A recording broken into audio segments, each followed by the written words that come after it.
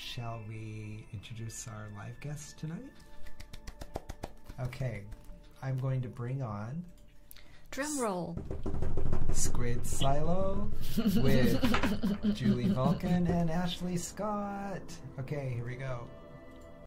Yay! Julie and Ashley. Good evening. Hello. Hello. It's lovely to have you on the show with us tonight. Thank you. Thank you for joining us. Oh, it's a pleasure. It's really exciting to be here. It's wonderful to be here, yes. Thank you.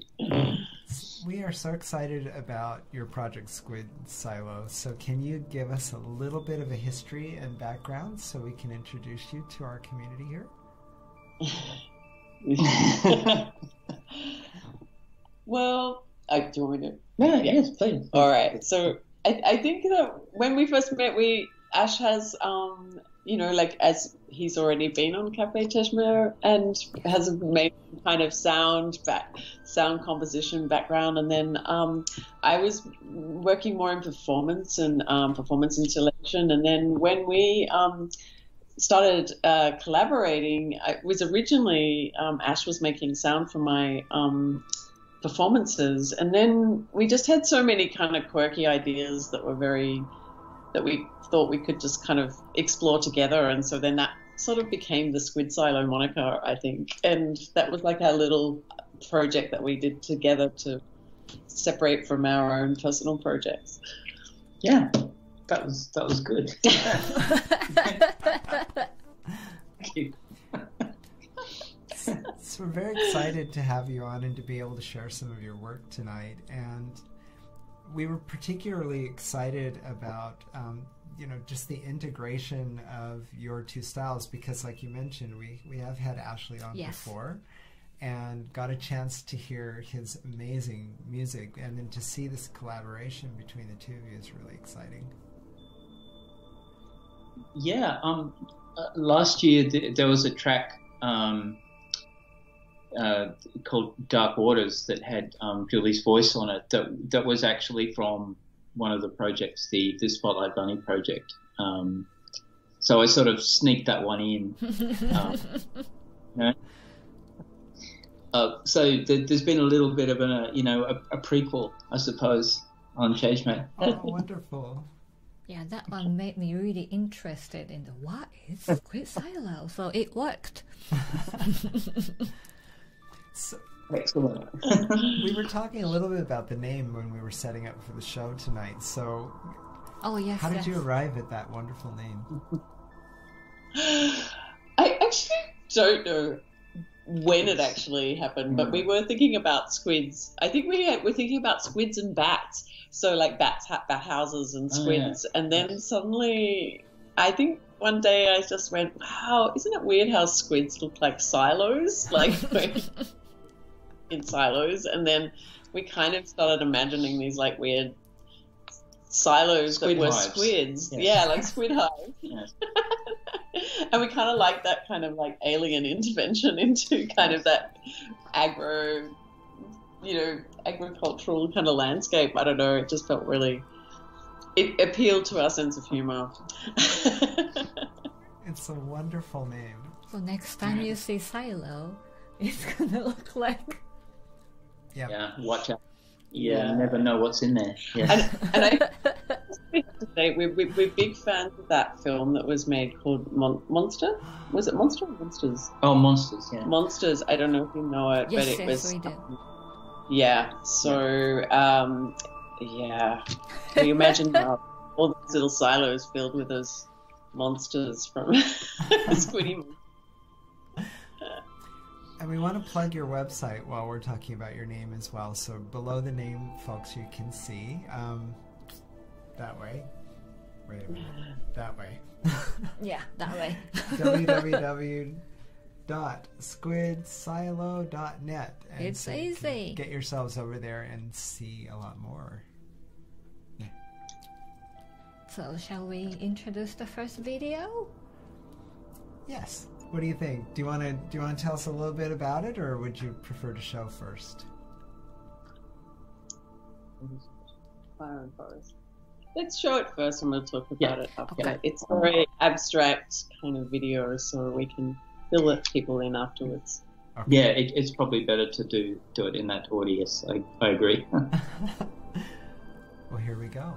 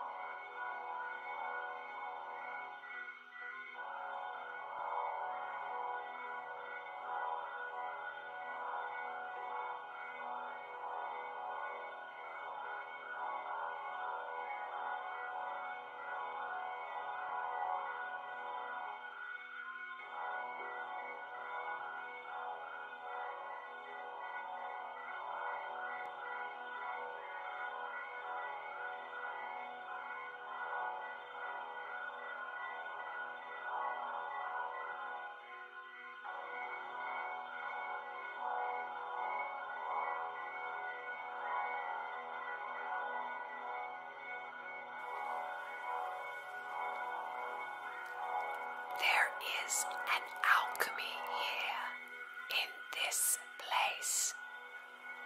It is an alchemy of fire and ore, of speed and desire, of mind and strategy.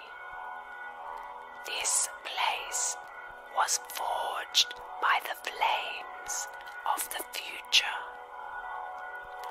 This is no ordinary place.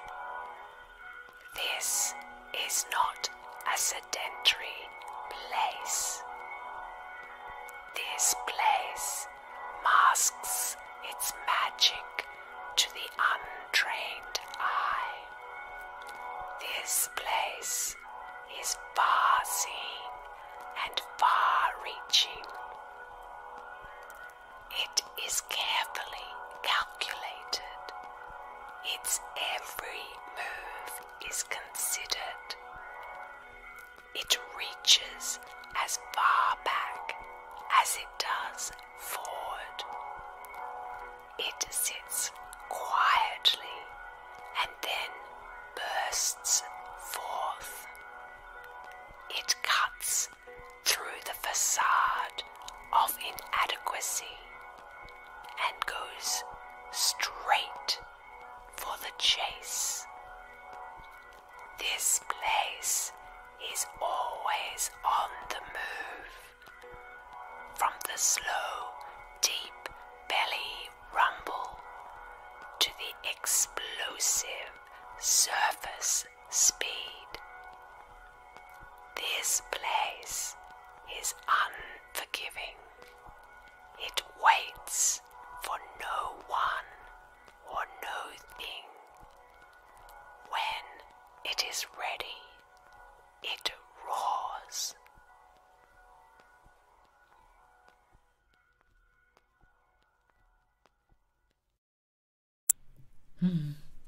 Hypnotizing. Thank you. It's beautiful. Can you tell us a little bit about the inspiration and the poetry behind this track?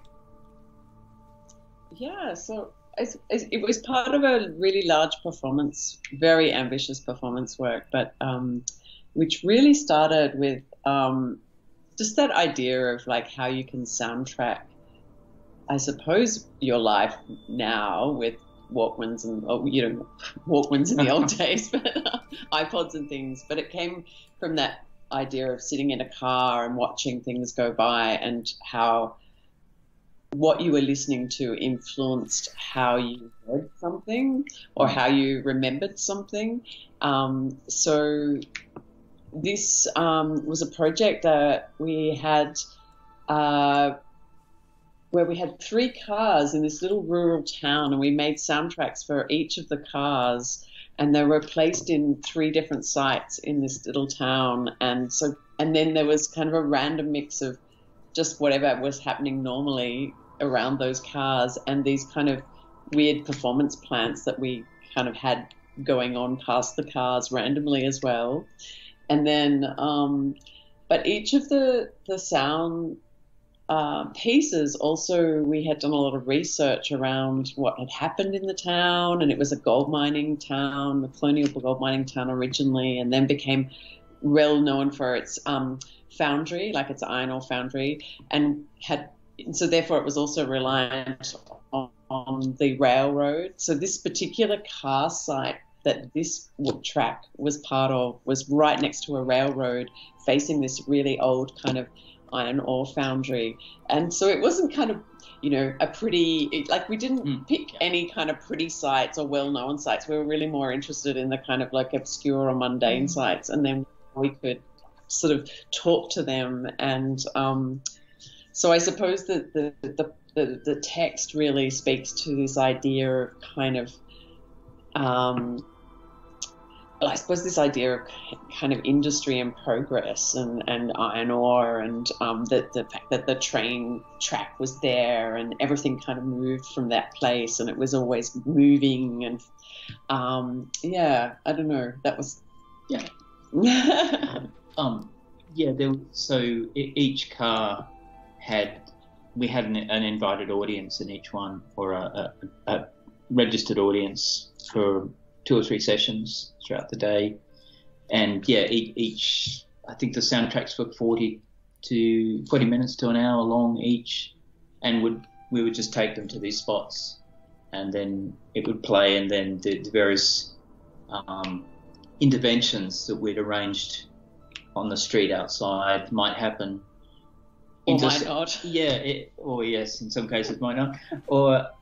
And just interspersed with just the everyday coming and going within the town, the trains going past. There was another one, a car overlooking park. Yeah. Another one was just in a street. I don't know what the claim to fame. I can't remember the claim to fame. Oh. But yeah, they weren't the beauty spots. Yeah, it was an old industrial. Yeah. The textile mills. Yes. Yeah, textile mills. There was textile mills as well. So. One of the interventions was a Highland pipe band, which was kind of amusing. Yeah. So. Wow. Yeah. We took this Highland pipe band into kind of like doing a little march and then going round past all these sites, and the people in the town. We had 6 weeks in residence in this town, like meeting people and kind of researching and trying to get this thing together.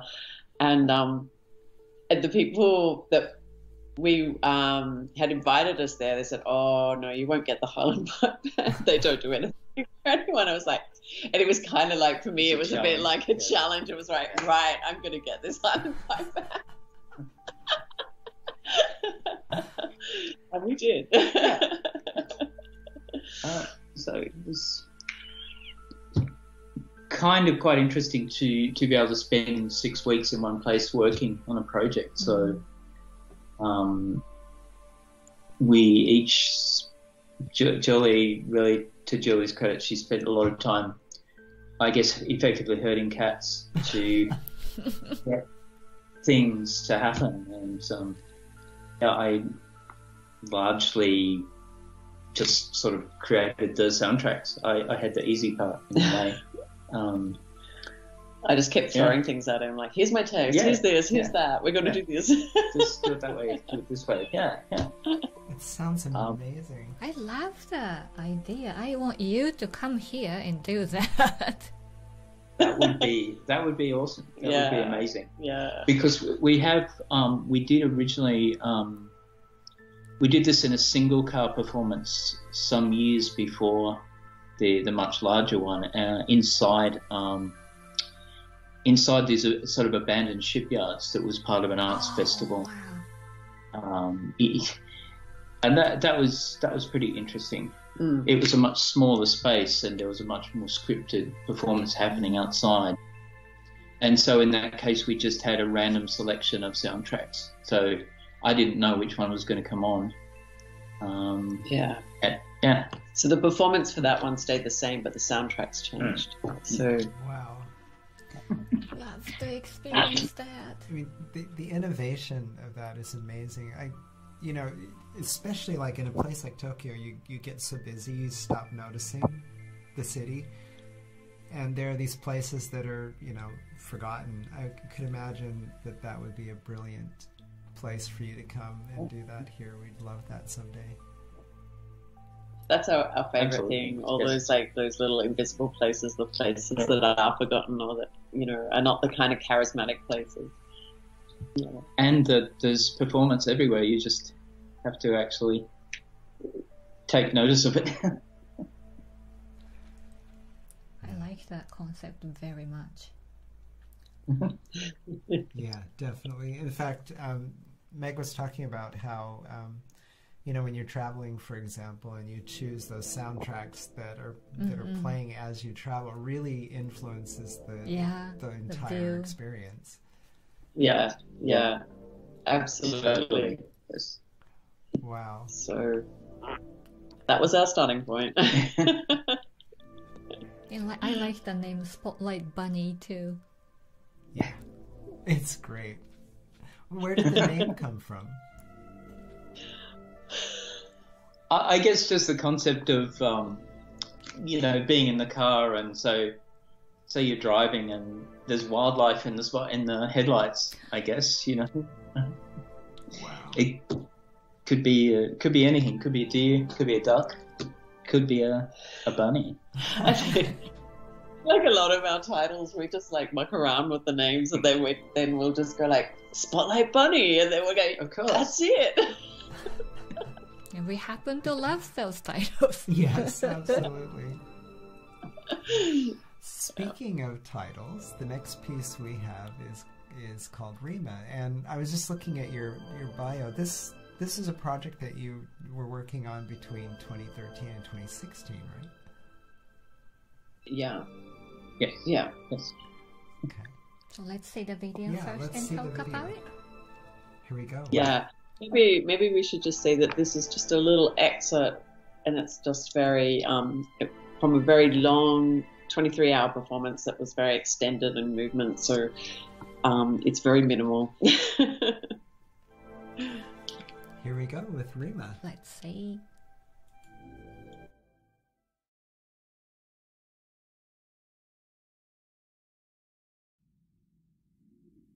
As you tap your message from the other side, I think this is the closest we will ever be.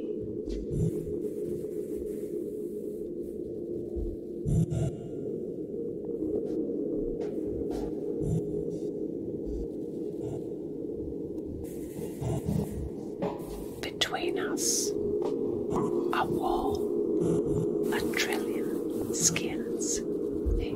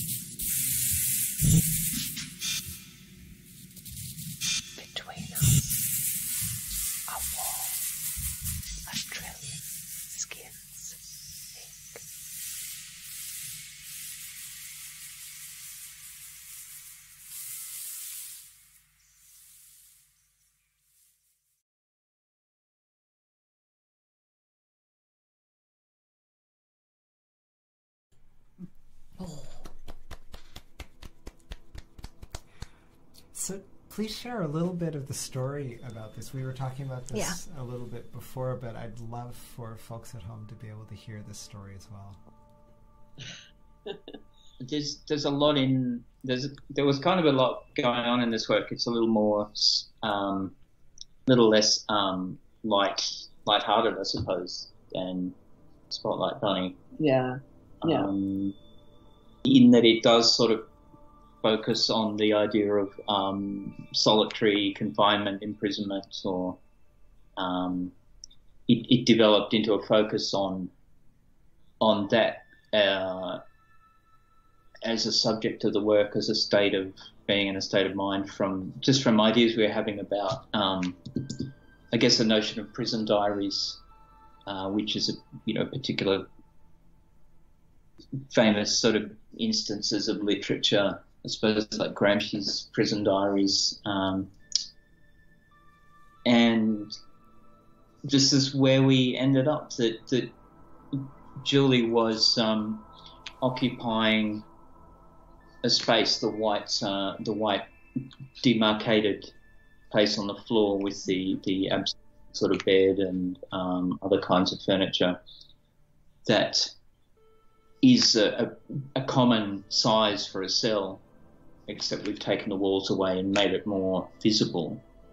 Right. And yeah, I mean, and that space is surveilled by a camera and some other sensors that listen for sound and average temperature that are then fire off lines of text from Julie's text that she's written that are a couple of intersecting sorts of narratives that interrupt each other. I think that was... And I think... just to follow on from what Kelly McGibby were talking about, was that the little story that we just shared before that was that this one was... the last time we did this was a 23-hour performance, which is the 23 hours is significant because that's how long a prisoner will stay in their cell. Every day they get 23 hours in their cell and then 1 hour out for exercise. And but the art space that we were doing it in, they closed the space down in the wee night hours, because it was a public liability issue to have people in there after like 11 o'clock at night. So instead of people being able to come in and see us live, they then projected my image live onto one of their big windows. And so people outside, they were passing, could still see the action of what was happening inside. And I didn't think much about it at the time. I thought, oh, yeah, that's great. Well, great. We'll still have that interaction. Mm-hmm. But our documenter, the person who was taking photographs, told us later that when she arrived kind of to do a late night kind of photo shoot, she saw this kind of image of me sleeping. So it would have been like about 2 a.m, and I would have kind of like started to try and sleep. And she said it kind of really shook her because I just looked kind of so vulnerable up there in this kind of very external kind of public space. And it felt like such a private thing.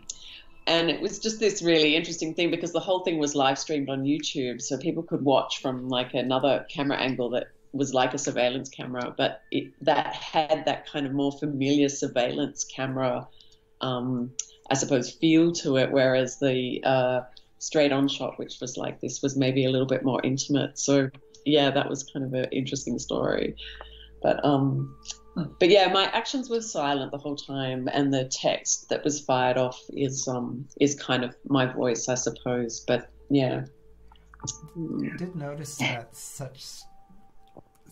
some of the messages had such a strong existential, perspective, which I thought was quite interesting in the context of what we were seeing in that video as well. It's really interesting, really, really thought-inspiring. Yeah, and what you don't actually see is that there was two text streams. One was kind of the more like now text stream, the one that was kind of more, I suppose, that idea of what it might be to be in a cell and what you might experience. And then the other one was I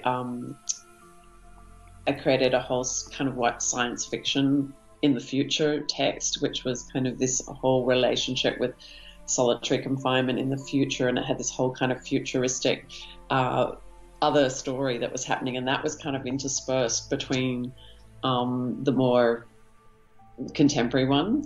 So there was kind of like these many layers of things that were actually happening. In many different ways as well. Yeah. It was probably our most complex work and ambitious work, I think. One of our viewers, James, was just mentioning as a question, it was 23 hours performance. I think that is astonishing by itself. Julie has, in her own practice, has done some very lengthy kinds of performances like that. Yeah.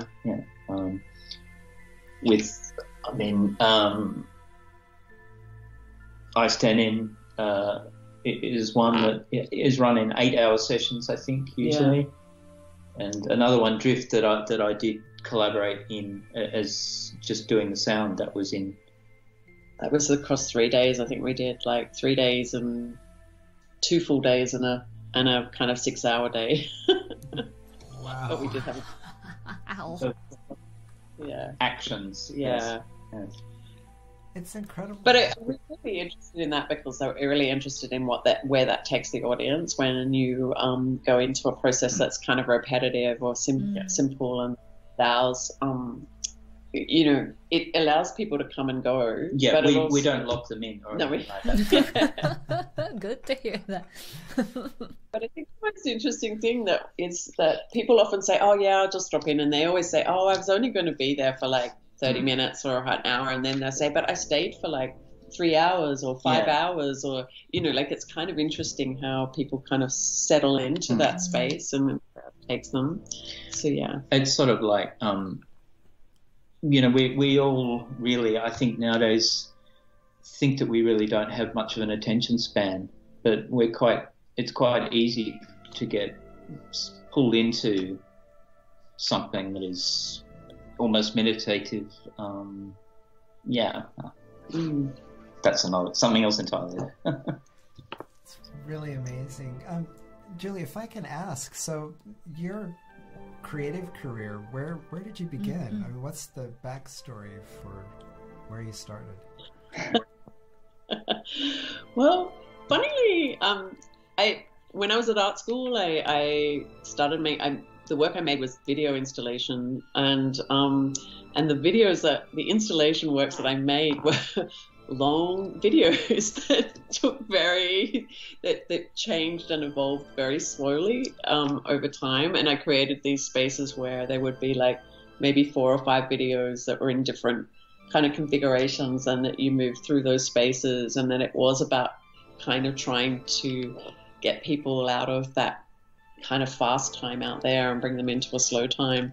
So when I started, and then I kind of did this tangent and went off and kind of literally joined the circus in a way for about 8 years, and then started doing more live performance as well, and then that's kind of where I segued back into more performance art and durational kind of conceptual art ideas. So it made me laugh. Like 20 years later, I kind of went, well, I'm really just kind of making the sorts of works I was making when I was doing video work, but now I'm doing it live. So. And Ashley, we've had you on as Cat Fingers, but can you share a little bit about your background too for the folks who maybe didn't have a chance to see that show? Oh, sure. I have. It's a fairly similar background to Julie from art school and making film, but films and some video installations and some videos for screening way back when. But I guess I started from the point of view of being a musician and also started working in radio, so as public radio broadcasting when sort of anything goes back in the 80s, I suppose. So I guess I've feel like I have a sensitivity towards the image and towards the same sorts of long, repetitive kind of work, really. Yeah, and Cat Fingers is more a sort of pop music crystallization of that, I suppose. Wow. And just, is different again. More time to sort of stretch out on things, yeah. I think you're a magical combination together. Yeah, no doubt. So we have one more tonight, and this next one is called Yes. Ash. Yeah. But it's not about me. We could, I don't know, you want to talk about that now or after? Do you want us to introduce it? Sure. Sure.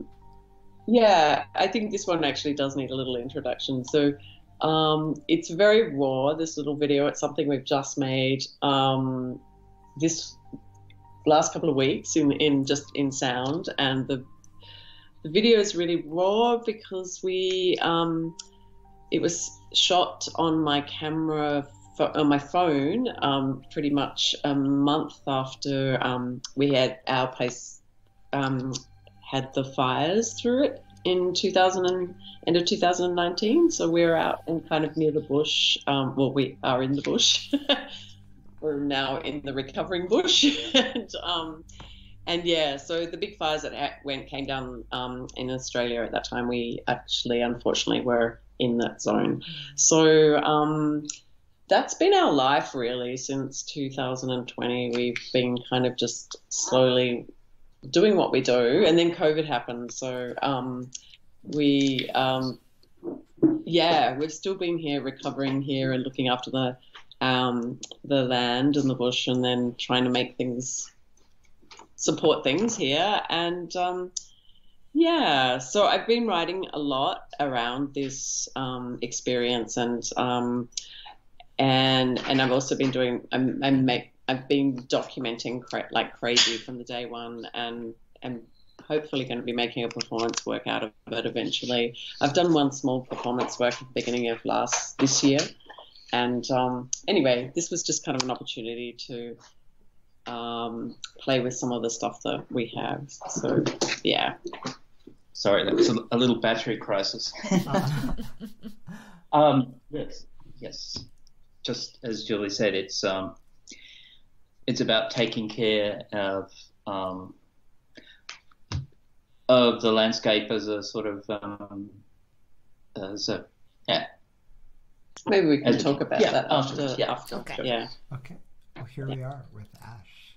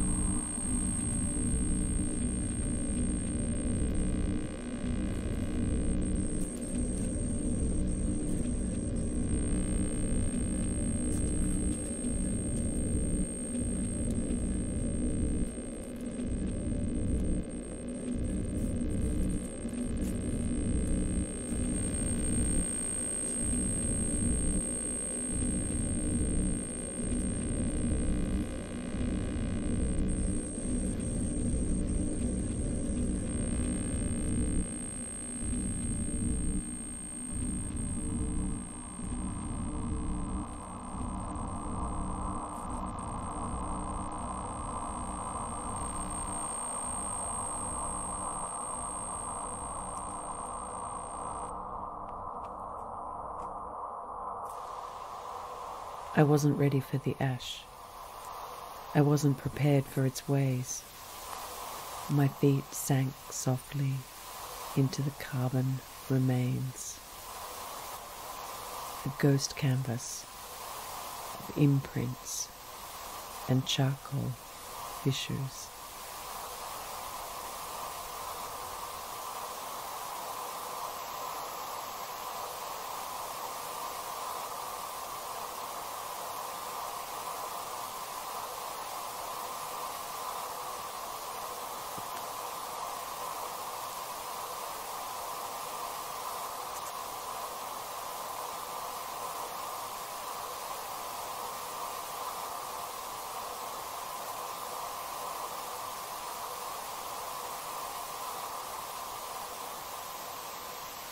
In the early hours I rise and make my way into the once bush, taking in its soft breath before the heat of the day. The once geebum clings to my skin, the once sedge grass smears my face. The once wattle wafts under my nose. The once hakea ghost pricks my skin. And the once thornbill gently nestles into the fold of my clothes.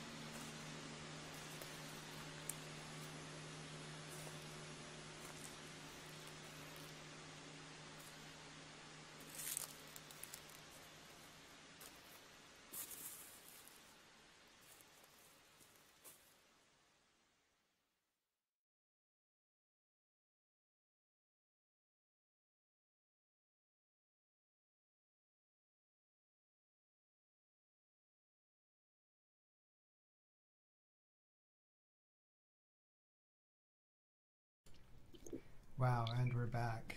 That's intense. That's amazing. It's a little uncomfortable to see that sometimes, yeah. I bet. We were just talking on the back channel during the video about the experience that you had. So you had to evacuate, and yeah, we evacuated before the fire. Well, we evacuated. The fire actually came through our little village twice. It kind of hung around for 3 days, and on the first day, which is the day I evacuated, Ash had already left for Sydney, and the sirens went off, and the klaxon bell went off, and to say that the fire was coming, and I was like, oh my god!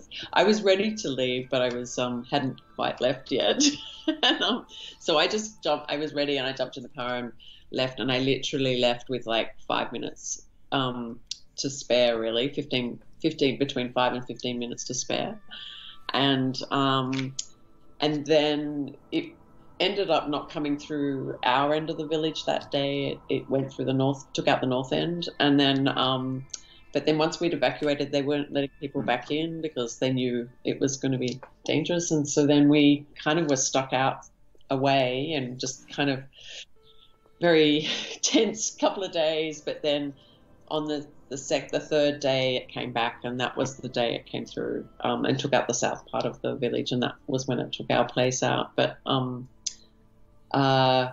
on that day we were watching all the fire apps and news and listening to everything, and kind of trying. The night before, we kind of had reconciled to ourselves that our house probably was not going to survive, like it would be gone the next day, and so we were kind of preparing ourselves for that. But and then we kind of got a call the afternoon and from a neighbor who had just evacuated from their place down behind us and said, we think our place is gone, which means we think yours is gone. And so we pretty much went, that's it. And then the next day, another neighbour who'd stayed to defend had gone round and had a quick look and texted us and said, well, everything's gone, but somehow your house has survived. So,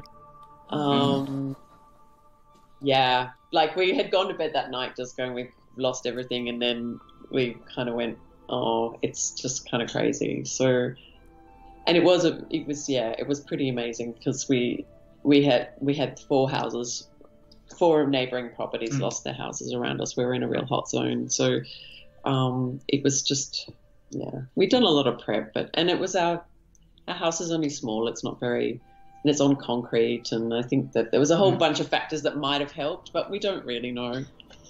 Wow. Yeah, there's a lot of chance involved. Yeah. In that sort of thing, I think. Yeah, because we had windows cracked that hadn't kind of smashed in, and if they had kind of broken in or blown in, that would have been the end of it. So it was just, we were just really, really lucky. And so Julie's been doing a lot of writing about ash. It's a reduction of everything from plants to animals that couldn't escape to a kind of a state of matter that is almost the same and undifferentiated, but it's also a beginning state again for recovery and regeneration after that. So that is, I guess, an early work, a sort of a work in progress towards more things that you might be doing with that. Yeah.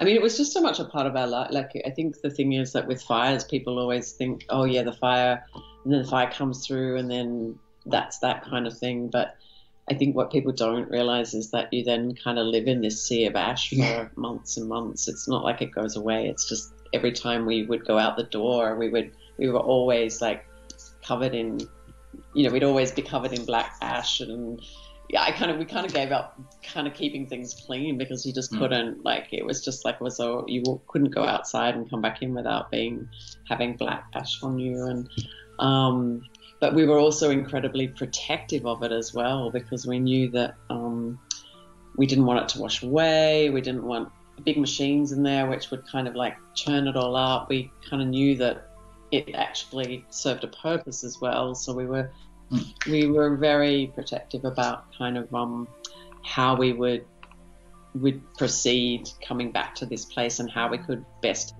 care of it, and kind of support it in what it needed to recover. So it's been a really big process, but we're reaping the benefits of that now. Like there's, we disturbed things as little as possible and didn't kind of remove a lot of stuff, and we just sort of took it slowly, and now we've got a lot of kind of recovery and diversity coming back, which is great. That's wonderful. And the video is so haunting, and your voice is so beautiful through that haunted imagery. Thank you. And I just want to point out, James from the thread was saying that he really loved what Ash said about the state of matter. I think it's a very elegant way of expressing that. Yeah. I've been absorbing it for several months from Julian. He develops the ideas, which are like,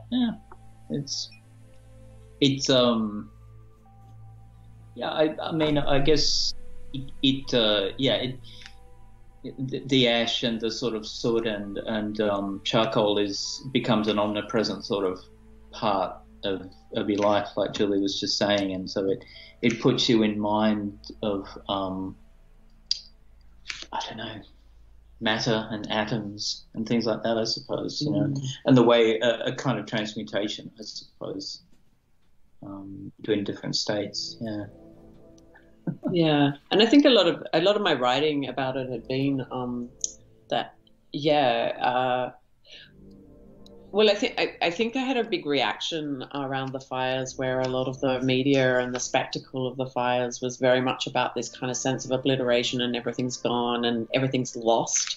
And and with no disrespect to people that did lose homes and lives, I'm not being disrespectful in that, but what I was reacting to was that people would go, oh, but at least you've got your house, and we would kind of say, well, our house is our house, but it's not our home.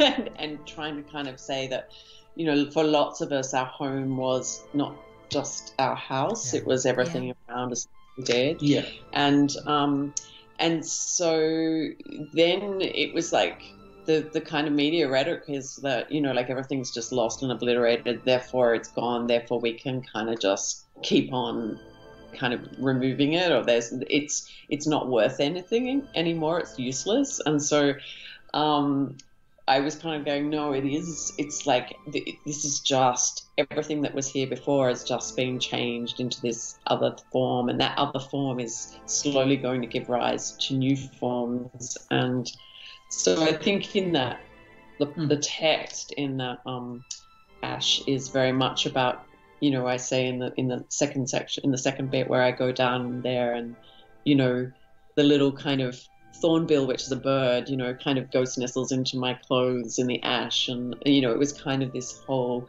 haunting of what was there but is still there, just in another form. Yeah. And is now returning. And now returning. Yeah, and now returning. Yeah. And has been for the past year, you know, quite obviously. So our community of animals is returning. Yeah. That's wonderful. So what's next for you? Yes, what's next?